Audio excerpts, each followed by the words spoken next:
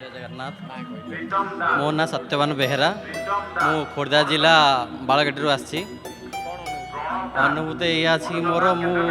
Actually मु driving करे। More life रे बहुत किसी घटना घटी जाइए जोटा कि बहुत थर घर भी लोग कहले कि जाकि तुम कह से टीवी रे जमी सारा ओडिशा लोग जानवे। घटना है कि मोर असुविधा समय मो जिते भी भगवान को मु मनरू डाकी मन माने भगवान शुणी सब कथा। से असुविधाटा समय केतेबेले आपण डाकिछंती केतेबेले शुणिछंती कौन सीधा आग एक्चुअली मु ड्राइविंग करे मोर काम वाला ड्राइविंग मो जतले पाखरे मोर जतले किछ पैसा पत्र न थाए किंतु मोर पूर्व कथा मु कहि दोची मोर जतले छोटल थिली मु कोनसी काम करन थिली कोनसी काम करन थिली। एक्चुअली मु केनाल रे गादेला बेले एमती बहुत थर गोटे भगवान दर्शन देइछन्ती माने केमिति नहीं से हेलानी आपणकर एक्चुअली कौन है मुझे कहीपरिनी सीधा शुणु अनुभूति माने आमर गोटे कार्यक्रम हजार हजार हजार लक्ष लक्ष लोक देखुं आम एमती समस्ते कहते लोक कौन करेंगे चैनल चेंज करदे आपन को भी देखिपारे आम कथा छाड़ कथा हूँ गोटे भल कथा कहले महाप्रभु तो बहुत असुविधार उद्धार करते कारण मुझे जड़े ड्राइवर बेले बेले एमती हुए दिन जाक गली भड़ा बाटी आसनी महाप्रभु केमी कौन कर आडजस्ट कर आर्थिक अवस्था उद्धार कर से भाया जिनस कौन जो घटी जोटा कि भूली हेनी गोटे कहले लोक मैंने समस्ते आज्ञा मो कौ मो लाइफ रे एमती घटी कि मो पाखे एमती गोटे दिन थिला कि मो पाखे टंकाटे भी नथला मु आसती पुरी एबे हो गलानी से 3-4 वर्ष कथा हो गलानी मुझे नुआ नुआ ड्राइविंग करी से पैसा भी आमर मागिया टे मो पाखे संकोच था क्या दाबी कर मागे पारे लगे पारे तो एमती कि खायापी मोर असुविधा दीपर टाइम मुझे गेस्ट रूम बुलेली गेस्ट कौन कि खाया पचारती किसी कहते मोर मो हाथ में खाईदिए मुझे खाए खाए सब सार देती दीपर टाइम मो पाखे पैसा नाला मुझे भगवान डाकिली बसती एमती गाड़ी में बसती भावुली भोक भी जोर लगे कौन करी प्रभु मो पाखे पैसा ना खायापी कुआड़े कौन देखूँ मत कुआड़ कौन जोगाड़ी करूँ माने एमती मन भर मुझे समुद्र कूल पाखे बस भावुची मो पाक जड़े लोक आसिले क्या भी आज्ञा छोट बोली भावेनि भगवान जेकोसी रूप से आसीपारती सी गोटे भिकारी रूप से आसीपारती गोटे सब रूप से आसीपारती क्या भी आपण छोट मो पाक गोटे भल लोकटे हिसाब से आसिले माने भिकारी रूप नुह भल यंग लोकटे आसते कहले मो सहित डायरेक्ट आसी कथा है कहले कौन है भाई मत लगुच मो ड्राइवर हिसाब से भाविली काले ड्राइवर होते मोर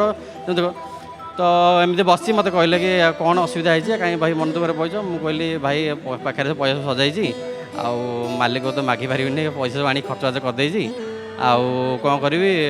ना तो कम कर बड़दाण्ड पला से जेकोसी होटेल पशु कहबू कि गोटे होटेल ना कहि से आम से आगे अच्छे गोटे होटेल तू सेठी जाकि कहबू कि मो पारे पैसा ना खायापाई दे था मुझे दे पैसा सी मना करेनि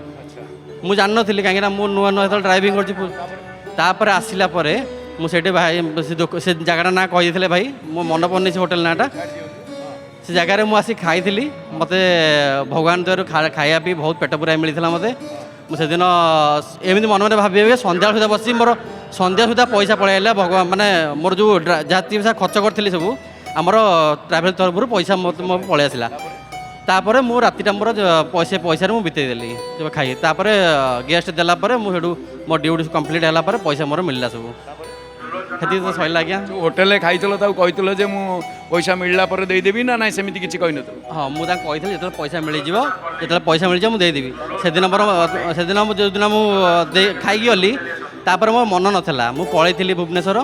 फेर जेबे मु आसती फेर आउ थे आसला मुझे मन पड़ता कि मुझे जगह खाई मुझे गेस्ट को लेकिन आई मंदिर बुलायापी से टाइम से होटेल देखी मोर मन पड़ता मुझे से पैसा रिटर्न करी खुशी होते से बहुत खुशी होते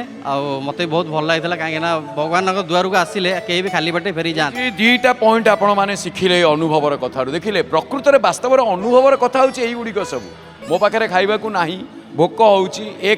युवक क्या मागिब तापर सब निश्चित लोक मैंने कहे किंतु ताको एमिति महाप्रभु कहीदे अमुक जगह को जाओ तापर जो लोकटी खाइबा देले से तांकर गोटे मनोभाव आहरी बढ़ीगला जिते बड़े 8 दिन कि 15 दिन मसे पर आसिकी से पैसाटा फेरेले जे आगे मुझे खाई आप पैसा नियंतु सी कौन करेंगे ना पाखु जी भी आसती से केवे क्या मना करेंगे मनोभाव को बढ़े ये हूँ महाप्रभु କାହାକୁ ଆଜ୍ଞା କେବେ ମାନେ ଛୋଟ ବୋଲି ଭାବିବେନି, କିଏ କାହାକୁ ଖରାପ ବୋଲି ଭାବିବେନି। ଆପଣ କାହାକୁ ଖରାପ ଭାବିଥିଲେ କି? ନାଇଁ ନାଇଁ ମୁଁ କହୁନି। କାହିଁ ଏ ଉଦାହରଣ ଦଉଛନ୍ତି? ଏ ଉଦାହରଣ ଆ ସାଙ୍ଗେ ସମାନ ନୁହଁ। ସିଧା କଥା, କାହାକୁ ଛୋଟ, ଆପଣ ଯଦି ସେ ଲୋକକୁ ଛୋଟ ବୋଲି ଭାବିଥାନ୍ତେ ତାହେଲେ ଆପଣଙ୍କ ପାଇଁ ସିଏ ଜଣେ ଅନ୍ନଦାତା ହେଇକି ଆସିଲେ। ବାସ୍। ସିଧା କଥା, କେହି ବି ହୁଅନ୍ତୁ, କରେକ୍ଟ, କେହି ବି ହୁଅନ୍ତୁ, ସିଏ ଜଣେ ଅନ୍ନଦାତା ହେଇକି ଆସିଲେ ଅମୁକ ଜାଗାକୁ ଯା ସେଇଠି କର। ହୁଏତ ଆପଣ କ'ଣ କେହି ବି ସେ କୌଣସି ଗୋଟେ ଜାଗାକୁ ଗଲାବେଳକୁ ଆମକୁ ସଂକୋଚ ଲାଗିବ, ଯୁବକ ବୟସରେ କାହାକୁ ଯାଇ କହିବା ପଇସା ନାହିଁ ଖାଇବାକୁ ଦିଅ। କିନ୍ତୁ ଗୋଟିଏ କଥା ଏଠି ବଡ଼ କଥା, ମାନେ ମୋ ହୃଦୟକୁ ଛୁଇଁ ଯାଇଛି। ଆପଣମାନେ କ'ଣ ଲାଗି ତ ମୁଁ କହିପାରିବିନି। ମୁଁ କାହିଁକି ଏଇଥିପାଇଁ କହୁଛି ଭାଇଙ୍କ କଥାକୁ ଦୋହରେଇକିରି, ଯେ ଜଗନ୍ନାଥ ମହାପ୍ରଭୁ 56 ଭୋଗ ଖାଇବା ଲୋକ, 60 ପଉଟି ଖାଇବା ଲୋକ, କାହାକୁ କେବେ ଭୋକ ଉପାସରେ ରଖନ୍ତିନି। ନିଶ୍ଚିତ ଭାବରେ ସେ ଖାଆନ୍ତି, ଯେମିତି ସେ ପ୍ରଭୁ ଖୁଆନ୍ତି, ସେମିତି ସେ ଖୁଆନ୍ତି, ଆଉ ଭକ୍ତ ଖାଇକି ଆନନ୍ଦ ହେଇଥାଏ। ଜୟ ଜଗନ୍ନାଥ ଏମିତି ମୁଁ ଦେଖେନି ଆକ୍ଚୁଆଲି, ମୁଁ ଏତିକି ଶୁଣିଛି ମୋ ଘରେ କୁହନ୍ତି କି ଏମିତି କଥା, ତାପରେ ଯାଇକି ତମେ ତମର ଅନୁଭୂତିଟା କୁହ ବୋଲି ଭଗବାନଙ୍କ ସମ୍ମୁଖରେ ଯାଇକି ତାପରେ ସବୁ ଜାଣିବେ। ଧନ୍ୟବାଦ, ଜୟ ଜଗନ୍ନାଥ।